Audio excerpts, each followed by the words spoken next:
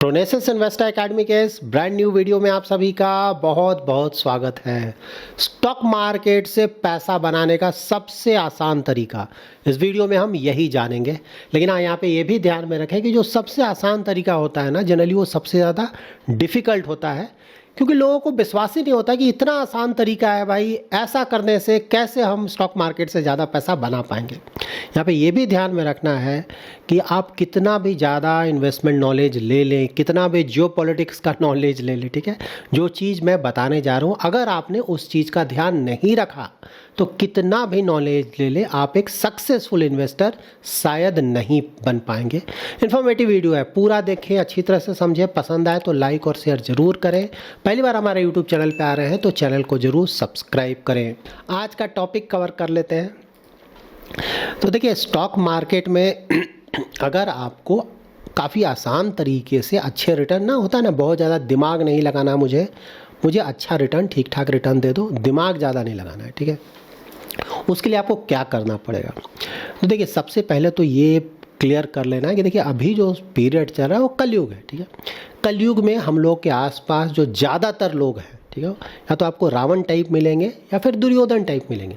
कुछ गलत भी है, नहीं है ना, कलयुग में आप क्या एक्सपेक्ट कर सकते हैं, ठीक है, ज़्यादातर उस तरह के लोग हैं। लेकिन आप पर्सनल लाइफ में कैसे भी हो, रावण है, दुर्योधन है, ठीक बात है, इन्वेस्टमेंट करते वक्त आपको गौतम बुद्धा बनना होगा, ठीक है, ध्यान में रखें इस बात को। इन्वेस्टमेंट करते वक्त आप अगर गौतम बुद्धा बन जाते हैं तो आपको काफ़ी अच्छे रिटर्न जनरेट करने से कोई नहीं रोक सकता है। गौतम बुद्धा बनने का मतलब क्या हुआ, ठीक है, कल भी मैंने बताया था ना, डेली बेसिस पे मार्केट नीचे गिर गया, परेशान हो गया, ऊपर चला गया, फिर से परेशान है, ऊपर जाने से भी परेशान है क्योंकि आपको लग रहा है कल गिर जाएगा, या फिर चलिए 10 दिन भी मार्केट ऊपर चला गया फिर भी आप परेशान हैं कि चलो 10 दिन ऊपर चल गया, क्या हुआ, अगले दिन फिर गिर जाएगा। मतलब नेगेटिव लोगों का तो कोई सॉल्यूशन नहीं है ना, वो हमेशा परेशान ही रहेगा, ठीक है। तो ये सब जो डेली के अप डाउन है ना, इन चीज़ों को आपको हटाना पड़ेगा। आपको जो मेंटल बैलेंस बना कर रखना पड़ेगा, खासकर इन्वेस्टमेंट के दौरान। कुछ भी अप डाउन आपके ऊपर कोई फ़र्क नहीं पड़ना चाहिए। हाँ, नॉलेज लेना चाहिए, वो मैं नहीं बता रहा हूँ ना, मैं भी डेली देखता हूँ, वो अलग चीज़ है कि भाई क्या हुआ, क्यों गिरा, क्यों ऊपर गया। अगर इसका बेसिक नॉलेज है, जियोपॉलिटिक्स में क्या चल रहा है, ये सब बिल्कुल जानना चाहिए, इसके लिए मैं मना नहीं कर रहा हूँ। लेकिन उसको जानकर देखकर परेशान होना, ये मैं बोल रहा हूँ, परेशान होने की ज़रूरत नहीं है। क्यों नहीं ज़रूरत है? क्योंकि देखिए, अगर आप 5 साल, 10 साल, 15 साल, 20 साल के लिए अपना इन्वेस्टमेंट कर रहे हैं तो वहाँ पे रिटर्न्स कहाँ से जनरेट होता है? कल भी मैंने आपको बताया था कि भाई जो कंपनी है, जिस कंपनी में आपने इन्वेस्ट किया है पैसा, वो 5 साल, 10 साल, 15 साल, 20 साल के बाद उसी तरह का प्रॉफिट नहीं रहेगा ना, उसका प्रॉफिट कई गुना बढ़ चुका होगा। ज़्यादातर कंपनीज़ का, कुछ कंपनीज़ का सही बात है बैठ जाएगा, डूब जाएगा, लेकिन ज़्यादातर जो अच्छी क्वालिटी की कंपनीज़ हैं उनका प्रॉफिट कई गुना बढ़ चुका होगा, और उसी पे तो रिटर्न आता है स्टॉक मार्केट में। कम या फिर कंट्री भी देखें तो कंट्री का जो जीडीपी है आपका, वो यही नहीं रहेगा ना 5 साल, 10 साल, 20 साल के बाद, काफ़ी ज़्यादा बढ़ चुका होगा। तो ये सब चीज़ें आपको समझना है। 1, 2 दिन, 5 दिन, 10 दिन, अरे गिर गया, ऊपर चला गया, क्या फ़र्क पड़ता है, नोशनल है। जब तक बेचेंगे नहीं, ना प्रॉफिट होगा ना लॉस होगा। आपको बेचना है 5 साल, 10 साल, 15 साल, 20 साल के बाद, ठीक है। तो इन चीज़ों को सीरियसली ना लें। जिस दिन आप ये चीज़ समझ जाएंगे, ठीक है, तो आप लॉन्ग टर्म तक बने रहेंगे और फिर अच्छे रिटर्न्स आने से कोई भी नहीं रोक सकता है। तो ये बेसिक चीज़ ध्यान में रखें। गौतम बुद्धा को ज्ञान प्राप्त हुआ था बोध गया में, ठीक है। अगर बोध गया नहीं गए हैं तो बिल्कुल ज़रूर जाए, बहुत अच्छा जगह है। इनफैक्ट मेरा जो घर है वो बोध गया से बहुत 10 किलोमीटर्स है, सिर्फ 10 किलोमीटर्स, तो बिल्कुल पास में है और बिल्कुल आपको जाना चाहिए। तो ट्राई करें इस तरह का मेंटल सेटअप बनाने का ना, कि भाई अप डाउन होने से कोई फ़र्क नहीं। आप सोचिए 5 साल, 10 साल, 20 साल, देखिए मैंने क्या आप लोगों को बताया, स्टॉक मार्केट का रिटर्न कहाँ से आएगा? एक तो कंपनीज का जो ना अर्निंग ग्रोथ जनरेट हो रहा है, तो अर्निंग ग्रोथ आपको कितना चाहिए लार्ज कैप में? लार्ज कैप में भाई 11-12% भी अगर आ जाता है, 11-12%, तो वो अच्छा है इंडिया के लिए, ठीक है। उसी में आपको अच्छा खासा रिटर्न आ जाएगा। उसी तरह से जो बैंक का क्रेडिट ग्रोथ है, ठीक है, 12% के आसपास आ जाए, ठीक है, बेयर मिनिमम इससे भी ज़्यादा आता है, बहुत ज़्यादा आता है, लेकिन अब चलो 12% के आसपास लेकर आओ। Nominal GDP growth rate, nominal GDP means जो जीडीपी ग्रोथ रेट है उसमें जब आप इन्फ्लेशन मिला देंगे, ऐड कर देंगे, तो नॉमिनल जीडीपी हो गया 12% के आसपास। तो इसीलिए जो लॉन्ग टर्म का रिटर्न होता है, मैं आपको क्या बोलता हूँ कि भाई 12-13% के आसपास का रिटर्न एक्सपेक्ट करके चले, ठीक है। कई बार होगा जब स्टॉक मार्केट बहुत अच्छा करेगा तो आपको 15-20% का भी रिटर्न मिल जाएगा, और कई बार स्टॉक मार्केट पूरा गिर जाएगा तो आपका नेगेटिव रिटर्न भी हो जाएगा। लेकिन जब आप उसको एवरेज आउट करेंगे 10 ईयर्स, 15 ईयर्स, 20 ईयर्स, तो बिल्कुल आपको 12-13% के आसपास का रिटर्न दिख जाएगा। और मान लीजिए उससे ज़्यादा आता है तो बहुत अच्छी बात है, एंजॉय कीजिए ना, ज़्यादा आने में क्या हर्ज है, कम ना हो, ठीक है। तो इसीलिए आपको 12-13% का होता है ना। मेंटली देखिए, बहुत लोगों देखेंगे ना कि बुल रन में है मार्केट तो उनको 15-20% का रिटर्न आ गया, 25%, अब वो दूसरे दुनिया में है ना, उनको लग रहा है एवरी ईयर 25% का रिटर्न, उसके बाद मार्केट पूरा गिरा, उनका पूरा पोर्टफोलियो नीचे, ठीक है, वो भाग जाएंगे कि अरे पूरा पैसा डूब गया। भाई ऐसा ही है स्टॉक मार्केट, वहाँ फिर से टिके रहना है, फिर से वापस आएगा, ठीक है, एवरेज आउट होगा वो, ठीक है। तो इस चीज़, बेसिक चीज़ को आपको ध्यान में रखना है। अप डाउन को बहुत ज़्यादा सीरियसली नहीं लेना, समझना है, जानना है क्यों हो रहा है, क्या हो रहा है, ठीक है, हार्ड एंड मनी है, बिल्कुल हमें पता होना चाहिए, लेकिन बहुत ज़्यादा सीरियसली नहीं लेना है। और किसी भी कीमत पे लॉन्ग टर्म तक बने रहना, खासकर म्यूचुअल फंड इन्वेस्टर्स, यहाँ तो दिमाग लगाने की ज़रूरत ही नहीं है। म्यूचुअल फंड्स इसीलिए बनाया क्या है कि क्योंकि वहाँ पे फंड मैनेजर आपका पैसा मैनेज कर रहा है, आप नहीं कर रहे हो, ठीक है ना। जब आप खुद का स्टॉक पोर्टफोलियो मैनेज करते हो तो वहाँ पे आपको दिमाग लगाना है, आप फंड मैनेजर हो। लेकिन अगर आपने पैसा फंड मैनेजर को दिया है म्यूचुअल फंड में, तो आपको दिमाग नहीं लगाना है ना। डाइवर्सिफाइड फंड्स मैंने हमेशा बोला है, ठीक है, large cap, mid cap, small cap, flexi cap, multi cap, इसी में से 3, 4, 5 फंड, जिस तरह का कॉर्पस है उसके अनुसार पैसा डाल के छोड़ दें। अप है, डाउन है, इन चीज़ों के चक्कर में ना पड़े। अगर इन चीज़ों के चक्कर में पड़ेंगे तो फिर आपको दिक्कत होगा। देखिए, जो लोग महान लोग होते हैं ना, मार्केट टाइमिंग करना है, नीचे रहेगा तो इन्वेस्ट करेंगे, बहुत ज़्यादा रिटर्न आता है। फिर से मैं बोल रहा हूँ, हमेशा बोलता हूँ, अगर छोटा छोटा अमाउंट का या बड़ा अमाउंट का भी अगर आप SIP कर रहे हैं एवरी मंथ, इन चक्करों में बिल्कुल ना पड़े। टाइमिंग, जो महान लोग हैं ना, जिनको पता होता है मार्केट कब गिरेगा, कब ऊपर चला जाएगा, उनको करने दें, ठीक है, वो बहुत ज़्यादा महान है। आप महान बनने की कोशिश ना करें। देखिए, अगर बहुत बड़ा इन्वेस्टमेंट है ना, तो वहाँ पे सही बात है, हमें थोड़ा ध्यान रखना पड़ता है टाइमिंग का, ये बात बिल्कुल सही, एग्री। लेकिन अगर कोई SIP कर रहा है, STP कर रहा है, यहाँ पे बिल्कुल भी टाइमिंग के चक्कर में ना जाए। उन चक्करों में फंसेंगे तो आपके रिटर्न नहीं आएंगे। ज़्यादातर समय आप बाहर ही बैठे रहेंगे इंतजार के, इस इंतजार में पूरा डूब जाएगा। आप डूबने के चक्कर में बैठे रहेंगे, मार्केट बहुत ऊपर जा चुका होगा, आप एंट्री भी ना ले पाएंगे, ठीक है। तो इन बेसिक चीज़ों को आप ध्यान में रखें। देखिए, अभी जो रिसेंट हुआ है ना, 2 बहुत बड़ा इवेंट हुआ है। एक तो रेटिंग अपग्रेड मिला है इंडिया को, ठीक है, S&P के द्वारा। तो वहाँ तो मैंने आप लोग को ऑलरेडी डिटेल में इसको कवर किया ना कि भाई उससे क्या होगा कि इंडिया की कंपनीज अगर बाहर जाएंगी पैसा उठाने मार्केट से, तो पहले जो रेट ऑफ इंटरेस्ट उनको चार्ज होता था उससे कम रेट पे उठा पाएंगे, तो ऑफकोर्स उनको फ़ायदा होगा। देखिए, किसी भी कंपनी का अगर आप बाहर पैसा उठाने जाएगा ना, तो उसका जो क्रेडिट रेटिंग होता है ना, वो उस कंट्री के क्रेडिट रेटिंग से ऊपर नहीं होता है। एक्सेप्शनल केसेस में, सिर्फ 2, 3, 4 केसेस में ही कुछ कंपनीज को कंट्री से भी अच्छा रेटिंग मिल जाता है। लेकिन जो नॉर्मल या फिर जो नॉर्म है, उसके अकॉर्डिंगली आपको जो कंट्री का रेटिंग है उससे ज़्यादा रेटिंग मिल ही नहीं सकता है, ठीक है। जैसे इंडिया की जो बड़ी अच्छी कंपनीज़ है ना, यहाँ पे जैसे हम लोग बोलते हैं AAA रेटेड कंपनीज़, लेकिन यही कंपनी जब बाहर पैसा उठाने जाएंगे ना, तो उनको BBB- मिलता, क्योंकि इंडिया का यही रेटिंग था। कितना भी अच्छा कंपनी हो, BBB-, अब ऑफकोर्स वो BBB मिलेगा, ठीक है, BBB- है BBB।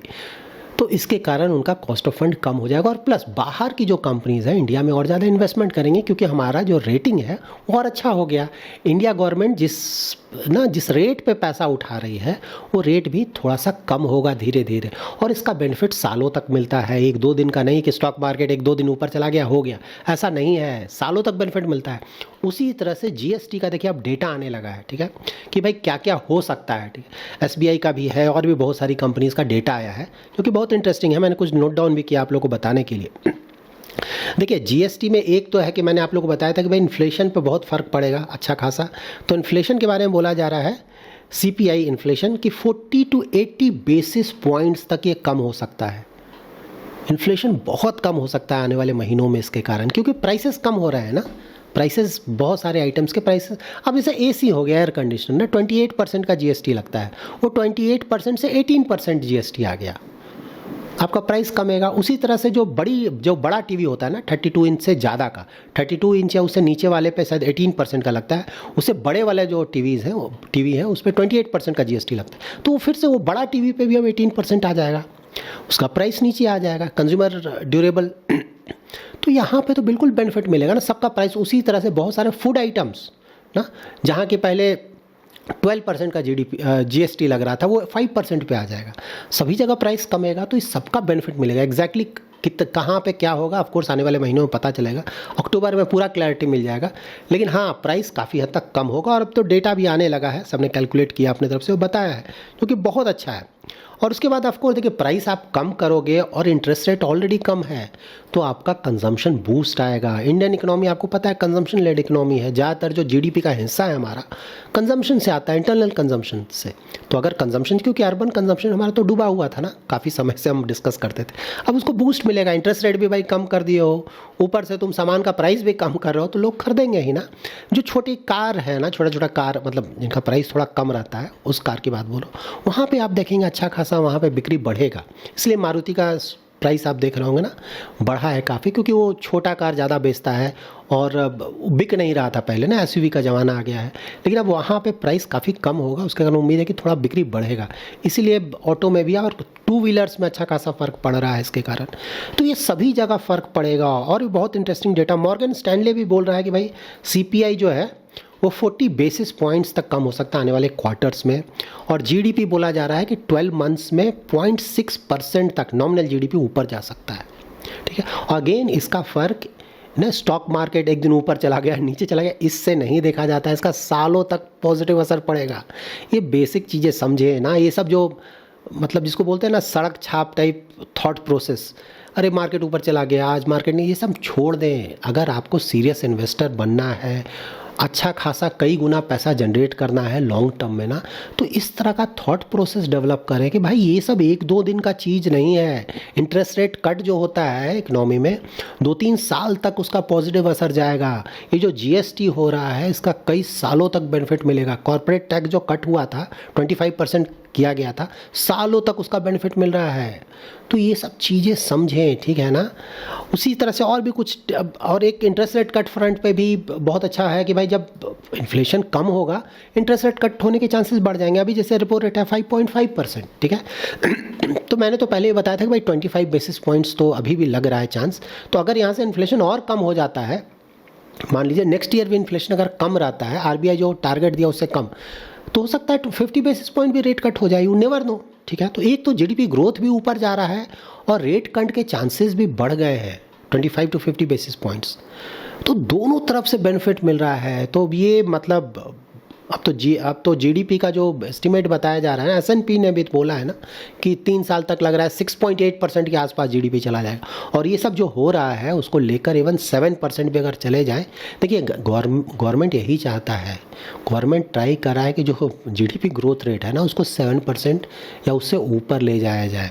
6.5% इंडिया जैसे बड़ी इकोनॉमी जहाँ की इतना ज़्यादा पॉपुलेशन है, ये बहुत ज़्यादा अच्छा नहीं है हमारे लिए। हमें चाहिए थोड़ा GDP ग्रोथ रेट ज़्यादा, ठीक है ना, ताकि 2047 जो टारगेट रखा गया है कि एक डेवलप्ड इकोनॉमी बन सके, वो सब अगर चाहिए तो आपको GDP ग्रोथ रेट बढ़ाना होगा। इसीलिए गवर्नमेंट ये सब कर रहा है, RBI गवर्नमेंट दोनों मिलकर ये सब कर रहा है, ठीक है। तो अगर हम 7% के आसपास या उससे ज़्यादा ले जा पाए GDP आने वाले सालों में, तो बहुत बेनिफिट होगा। ये जो GST कट होगा, ठीक है, टैक्स कट होगा, उससे ऑफकोर्स रेवेन्यू लॉस होगा गवर्नमेंट को। तो बोला जा रहा है कि भाई 85,000 करोड़ अ ईयर के आसपास का रेवेन्यू लॉस होगा, जो कि बड़ा लॉस है। तो कवर अप हो जाएगा ना, क्योंकि कंजम्पशन बूस्ट आएगा, GDP ग्रोथ रेट बढ़ेगा, कंपनीज का परफॉर्मेंस बढ़ेगा, तो उससे मतलब शुरू में तो ऑफकोर्स सही बात है, गवर्नमेंट को झटका लगेगा, इसमें कहीं कोई डाउट नहीं है। लेकिन फिर धीरे धीरे वो रिकवरी भी वहाँ पे आएगा। तो लेकिन हाँ, कंजम्पशन बूस्ट बोला जा रहा है कि 2 लाख करोड़ के आसपास, 2 लाख करोड़ के आसपास का कंजम्पशन बूस्ट, जो कि बहुत बड़ा है।